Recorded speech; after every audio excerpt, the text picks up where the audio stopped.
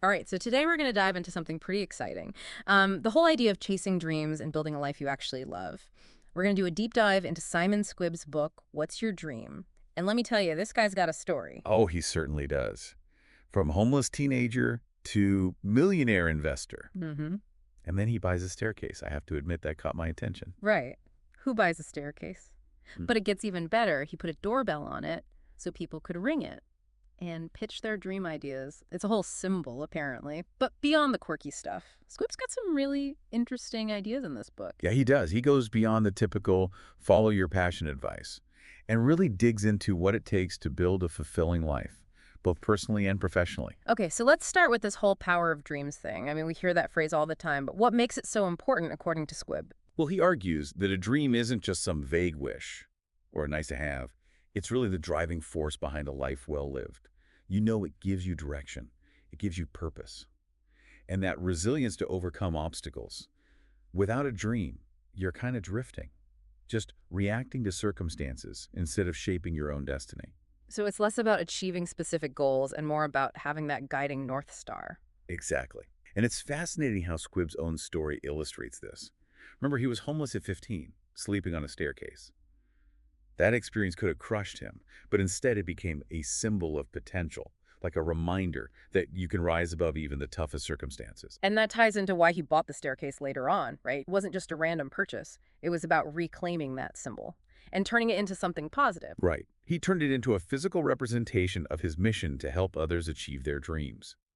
It's a powerful reminder that our past experiences can shape our purpose and fuel our desire to make a difference. So how does he define a dream exactly? Because I think a lot of people get hung up on that word. They think it has to be this big, audacious thing. Well, he makes a clear distinction between aspirations, Hmm.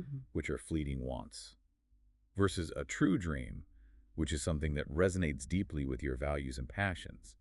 It's not necessarily about achieving fame or fortune, but about aligning your actions with your core beliefs. That makes sense. It's about living a life that feels authentic and meaningful, regardless of external markers of success. Precisely. And that brings us to another important point. Squibb spends a good chunk of the book debunking common myths about success, like the idea that hard work automatically equals luck. Yeah, I was really struck by that. He seems to be pushing back against this whole hustle culture mentality. He's not saying hard work isn't important, but it has to be directed towards the right things. Yeah, he uses the analogy of pushing a boulder uphill. You can work as hard as you want, but if you're pushing in the wrong direction, you're not going to get anywhere. He believes in working smart, not just hard. And that starts with identifying a dream that truly inspires you. Okay, but what about failure? Isn't that a risk when you're chasing a dream? Squibb actually had a pretty big business flop, didn't he? He did. He lost over $1 million on a comic book venture. But here's the thing. He doesn't see failure as a disaster, but as a learning experience. He even says it was one of the most rewarding experiences of his life because of the valuable lessons he learned. So it's about reframing failure as a stepping stone rather than a roadblock. Exactly.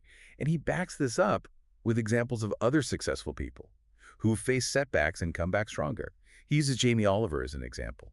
Oliver had a massive business failure a few years back, but he didn't let it define him. He learned from it, adapted, and ultimately became even more successful. So it's about having the resilience to bounce back Yeah. and the willingness to learn from mistakes. That makes a lot of sense, but it's easier said than done, right? Fear can be a major obstacle. How does Squibb address that?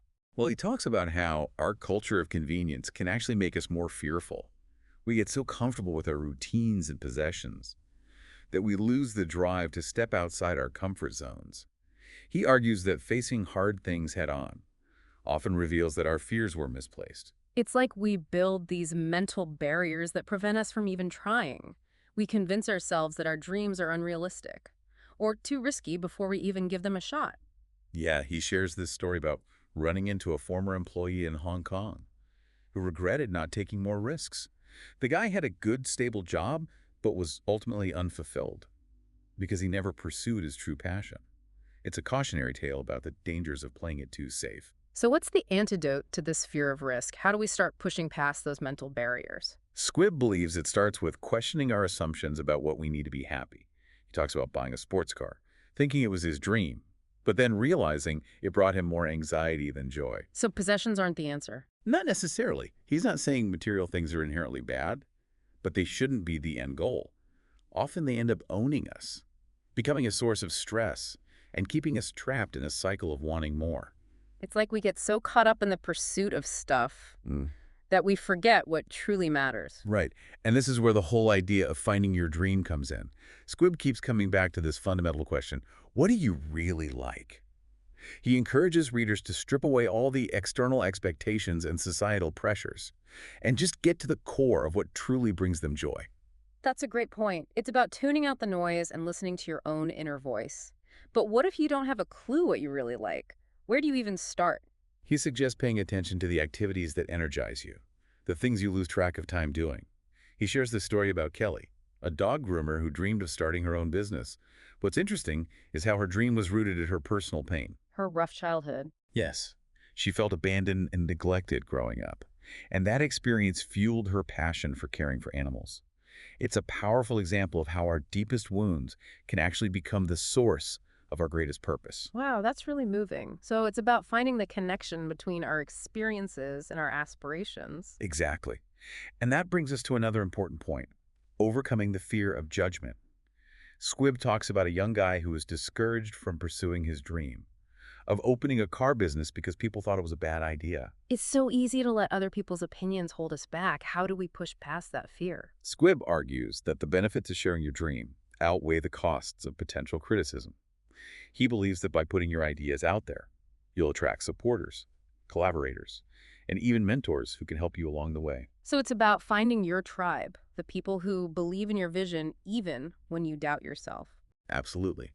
And he also emphasizes the importance of leading by example. He himself struggled with dyslexia growing up, but he didn't let that define him.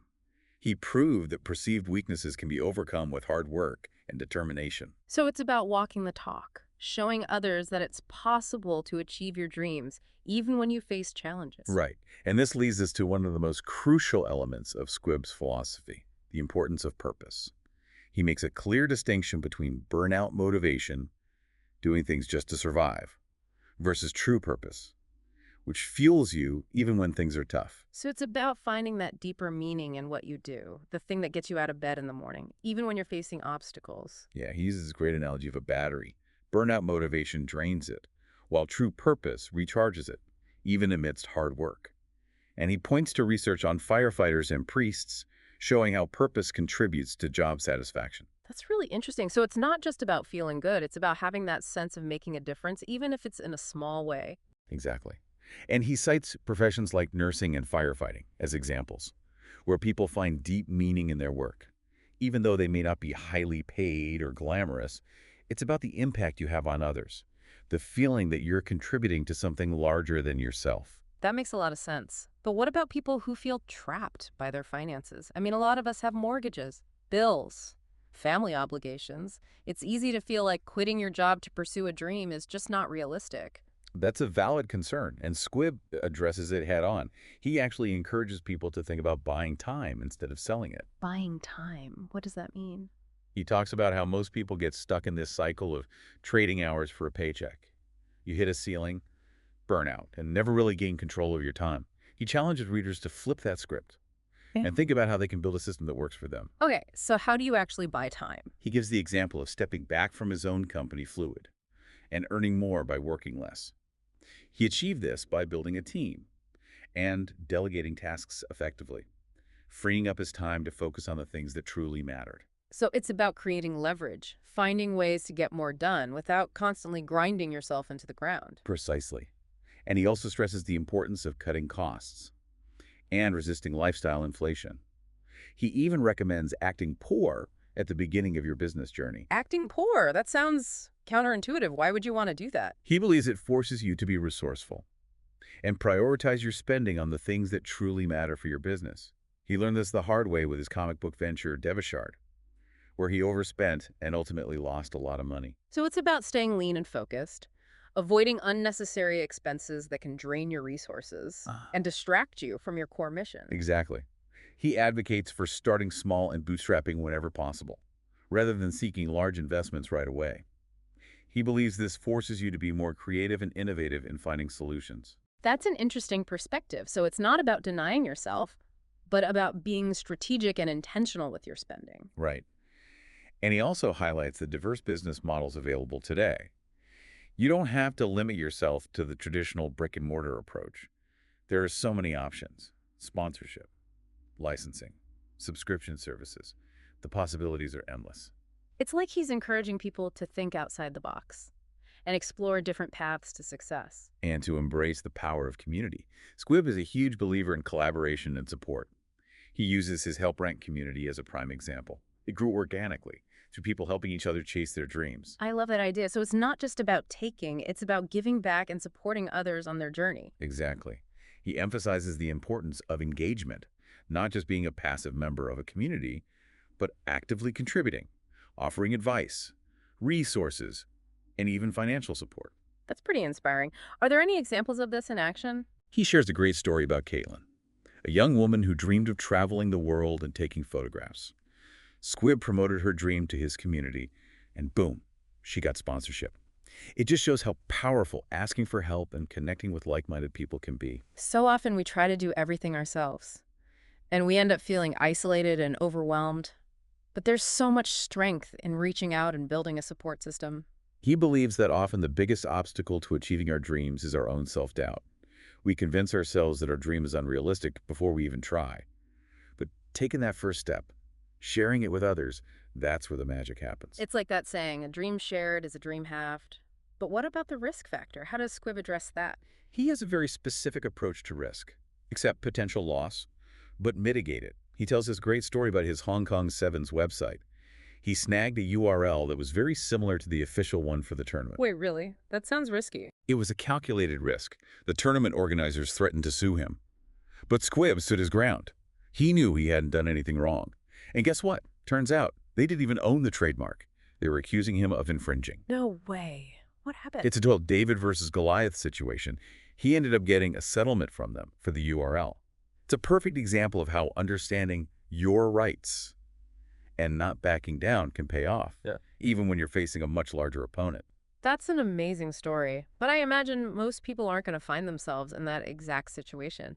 How can we apply this idea of calculated risk to our everyday lives? Squibb emphasizes the importance of analyzing the worst-case scenario. Yeah. What's the absolute worst that could happen if you take this risk? And then weigh that against the potential gains. He uses the example of Natasha, the vegan patty lady, who took a calculated risk with her food business. She and her husband knew what they stood to lose, but the potential reward, sharing their passion and building a successful business, outweighed the fear. So it's about having that entrepreneurial spirit, that willingness to step outside your comfort zone and go for it, even if it feels scary. Exactly. He calls it building your risk muscle. The more you practice taking small, calculated risks, the more comfortable you become with stepping outside your comfort zone. He even started his Busy's Candy venture as a way to practice low-risk risk-taking. So it's like anything else. The more you do it, the easier it gets. Right. It's about building that confidence and trusting your instincts. But even with a strong risk muscle, there comes a time when you have to know when to quit. Letting go of a business can be heartbreaking. But Squibb stresses the importance of recognizing when it's time to move on. How do you know when it's time? That must be a tough call. He's very open about his own experience with Fluid. His wife Helen was the first to realize it was time for her to step back. And eventually, even Squibb felt his passion dwindling. He was ready for a new chapter. It's interesting how he emphasizes not letting external pressures push you out before you're genuinely ready. Yes, he's adamant about tuning into your own intuition and knowing when you've reached a natural conclusion. Sometimes it's better to walk away on your own terms than to stay too long and lose that spark. So it's not about giving up on your dreams, but about recognizing when it's time to evolve and pursue something new. Exactly. And that's what's so cool about Squibb's approach. He recognizes that a dream is not a static destination. It's a journey. And often pursuing one dream can lead to the discovery of others. It's like that quote, "What you seek is seeking you." You may start out with one idea, but as you grow and evolve, your passions and priorities may shift, and that's okay. He reflects on his own evolving purpose, from Fluid to his investment business Nest to Health Bank, each one built upon the last, reflecting his shifting passions and goals. It's a reminder that growth is continuous and that our dreams can take unexpected turns. So it's about embracing that evolution and being open to new possibilities. Absolutely. and about recognizing that even when one door closes, another one opens. Squibb's story is a testament to that. He didn't achieve success overnight. It was a process of trial and error, of taking risks, learning from his mistakes, and constantly evolving. So what's the key takeaway for listeners who are just starting out on their own dream-chasing journey? What's the one piece of advice that really stood out to you from the book? Squibb leaves us with this powerful challenge. #Take4. Spend just 4 minutes each day helping someone else achieve their dream. 4 minutes, that's it. It may seem small, but he believes that small acts of generosity can have a ripple effect, creating a more fulfilling world for everyone. It's not about waiting for the right time or having all the answers. It's about starting now and learning along the way. I love that idea. It's so simple, yet so powerful. It's a reminder that we're all interconnected and that by helping each other, we can achieve amazing things. And it's not just about altruism. Helping others can actually benefit you as well. It can expand your network, expose you to new ideas, and even inspire you in unexpected ways. So it's a win-win situation. You get to make a difference in someone else's life. And you might even discover something new about yourself in the process. He doesn't just leave us hanging either. He invites listeners to connect with him and share their #Take4 experiences, creating this sense of shared purpose and community. It's a reminder that we're all in this together. I think that's a great message to end on. We're not alone in this journey. There are people out there who want to help us, and we can make a difference by helping others in return.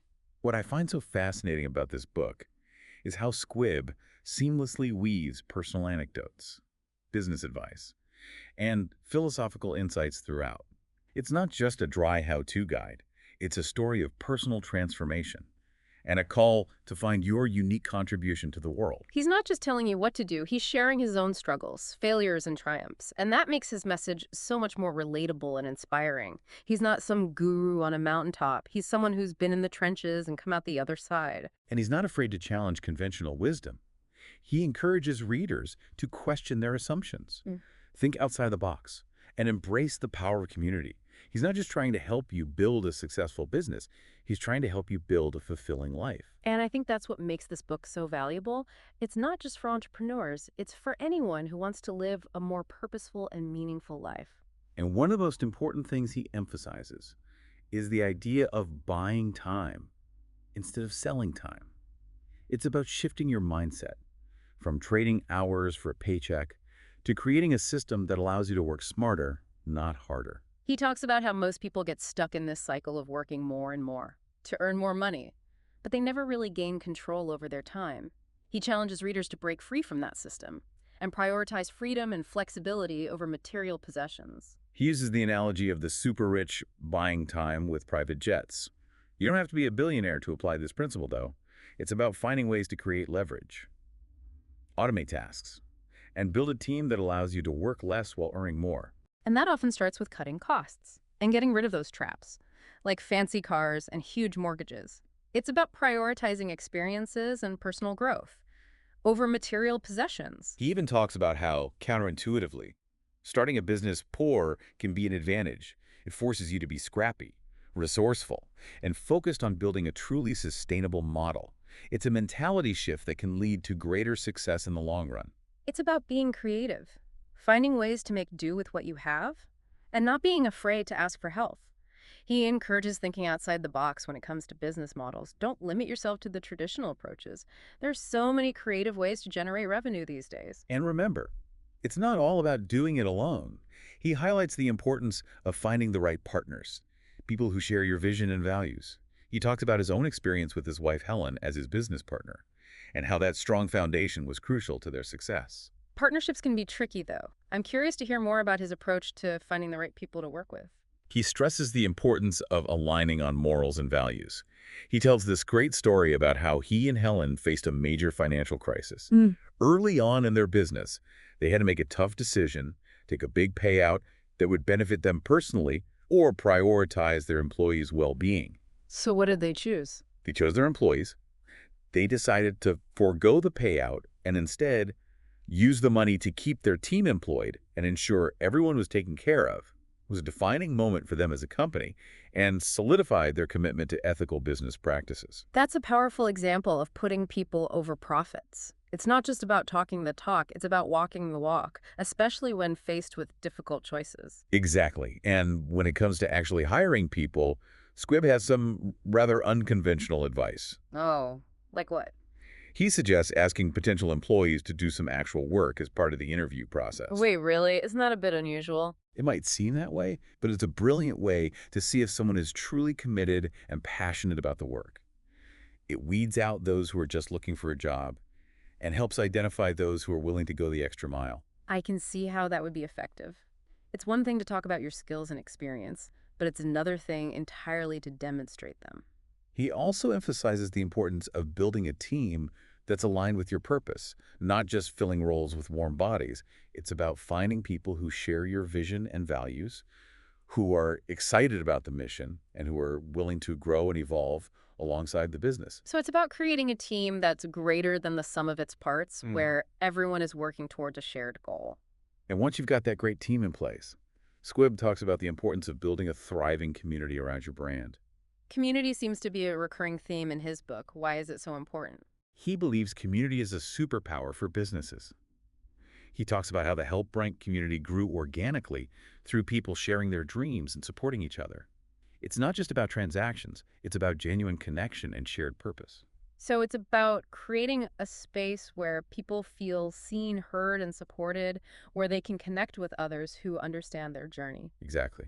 He emphasizes the importance of giving back, engaging with the community, and celebrating their successes. It creates a powerful feedback loop that fuels both the business and the individuals within it. It's like that African proverb, if you want to go fast, go alone. If you want to go far, go together. We can achieve so much more when we work together and support each other. And that brings us to another crucial point that Squibb raises, knowing when to quit. It can be incredibly tough to let go of a business even when it's no longer serving you.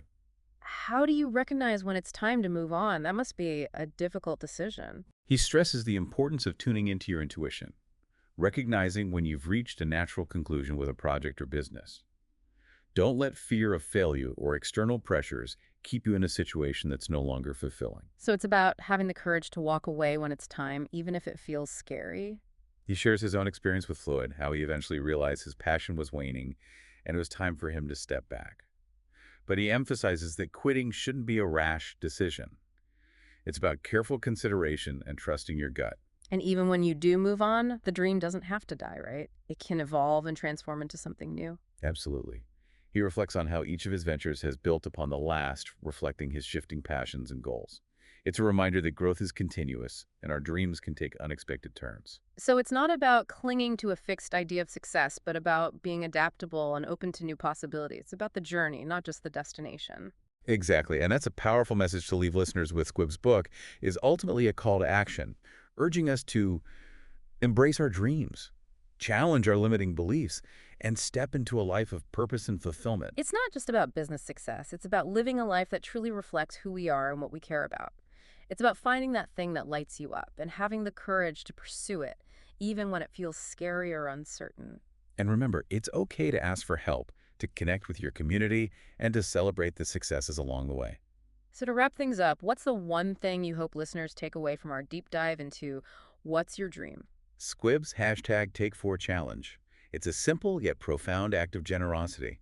Spend just 4 minutes each day helping someone else achieve their dream. It's a reminder that we're all in this together and that even small acts of kindness can make a world of difference. I love that. It's a beautiful reminder that we have the power to create a more fulfilling and supportive world for everyone. And who knows, you might even discover your own dream along the way. So go out there, connect with your community, take some risks, and never stop dreaming. Until next time, happy dream chasing.